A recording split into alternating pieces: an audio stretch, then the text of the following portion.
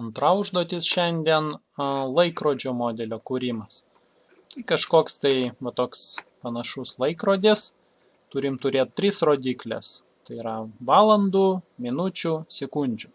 Ir kiekvieną rodiklę, kad galėtume valdyti nuo slaiderių.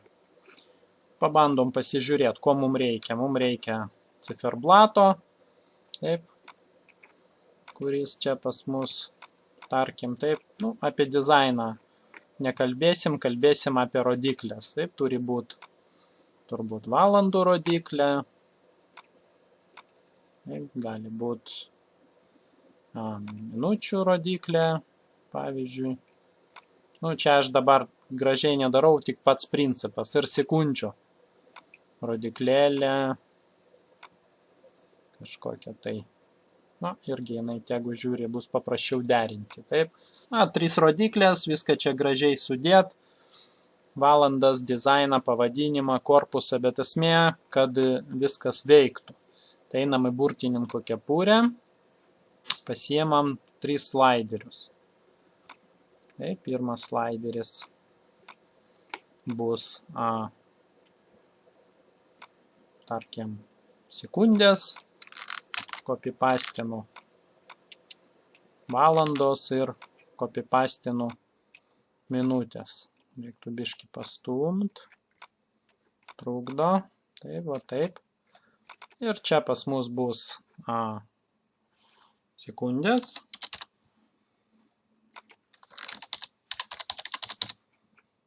Taip, define sekundės, analog, memory real, taip, memory real, sekundės, sek, save, close.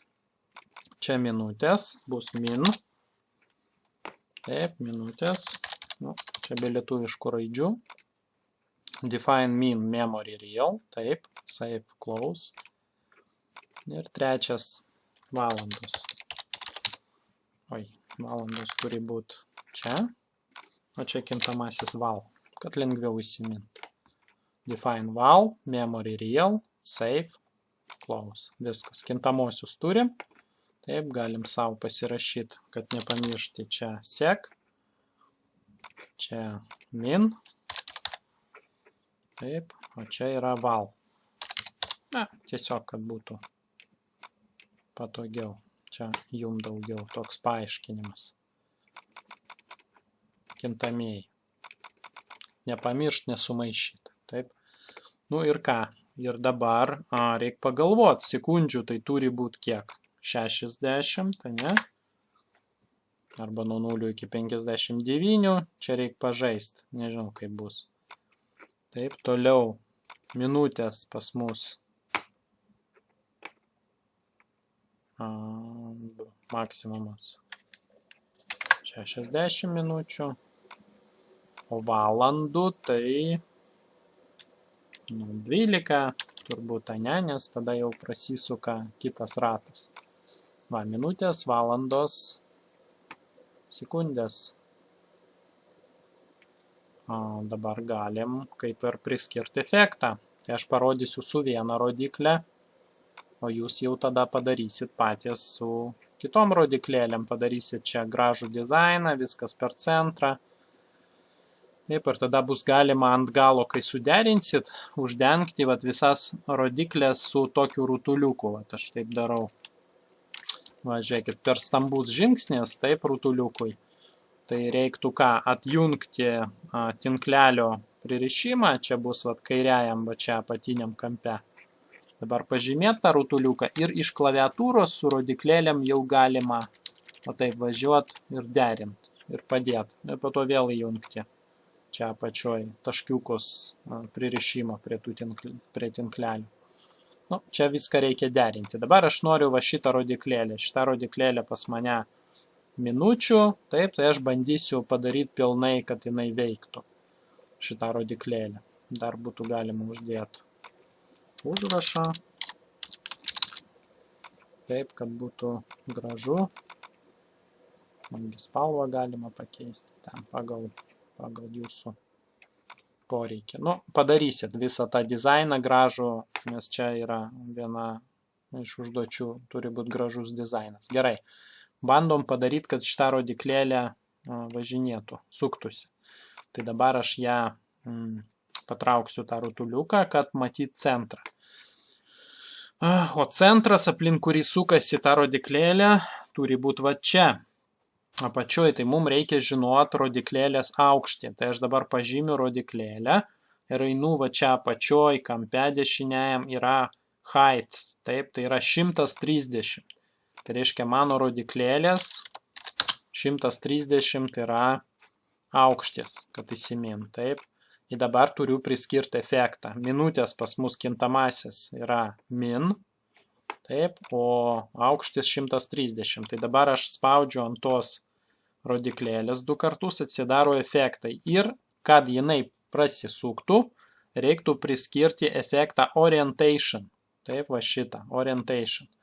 Ir jeigu aš paliksiu, nieko nekeisiu, taip, įrašysiu min, kintamai minutės, pas mane kintamasis min, paspausiu OK, einu žiūrėti, kas bus. Taip, bandau žiūrėti, visišką totali nesąmonė. Nei prasisuka per 360 laipsnių, nei centras iš vis yra ne ten, viskas ne taip, reikia derinti.